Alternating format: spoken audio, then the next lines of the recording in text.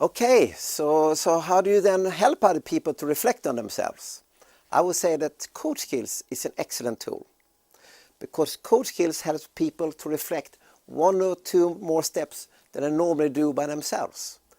It's forcing people on a deeper level to get insights, learn more, be more accountable, and also take more responsibility. So instead of the person is blaming a colleague, the marketplace, a customer, they start to realizing that I need maybe to grow, I need to shift, I need to do something differently. So coach skills is based on the ability to ask open questions. So an open question can be, for example, what can you do differently to succeed that you've never done before? Or what do you need to learn in this situation so you can move forward? So let's look into some typical coach questions here right now. Let's look at the PowerPoint. How do you really listen then? Ideally, you're able to listen to two levels. The first level is to the words, the stories. The person may talk about the situation in a team, or a customer, a supplier. And at the same time, you need to listen underneath the iceberg, below the iceberg, because something may go on underneath the iceberg that is the key for the person to find a way forward. It can be about values, what is important for the person. It can be about what motivates the person. It can be feelings. The person may have need for more time. Identity is more about how does the person look at himself or herself. There might be some other key challenges hiding. And hiding may be some strengths that are necessary to bring out. And sometimes people make assumptions. For example, what kind of assumption you make about Swedish people? Or you can also notice something in the body language. So these keywords, they can help you to find a way forward, to get the person to find a new perspective, insight, or learn something. So if you can use these keywords to ask coaching questions, then something interesting can really happen. For example, values. You can ask a question like, so what is important for you in this situation? What kind of value do you have? Or what motivates you to take the team to the next level? Or how do you feel when you're putting forward a proposal in front of the management team? Or what do you need in these change processes to get you on board? How do you need to see yourself as a leader to be able to get your team moving forward, etc. Hopefully you get the point. So these keywords can help you to dig for the real issue, or maybe clarify an insight the person needs to have to change and to learn. And we have two principles. Don't buy the story. It means like don't get sucked in too much about organizational issues or story about other people or a customer, because the person you're helping is the person in front of you.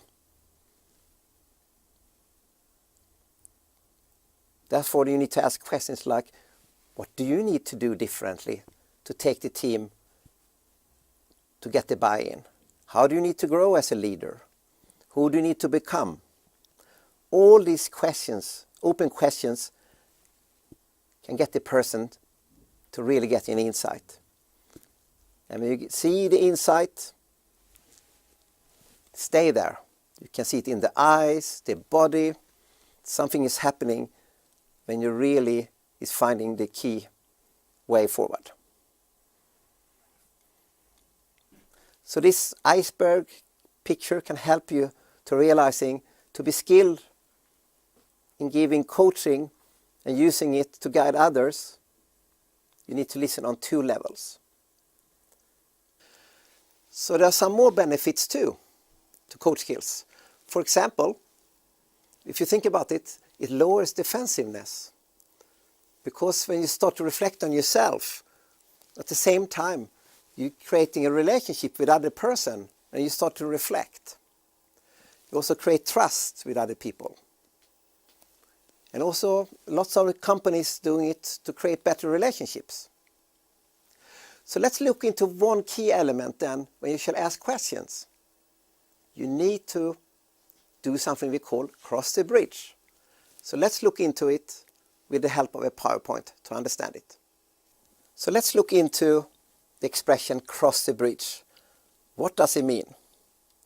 Assume that you have a colleague having a challenge or wondering about to handle a situation. On a deeper level, the person wants to find a solution forward, but feels insecure, and you're standing on the other side of the river. As long as you're standing on the other side of the river, you may have lots of opinions, advice. So to help people with help of coach skills, you need to leave them behind.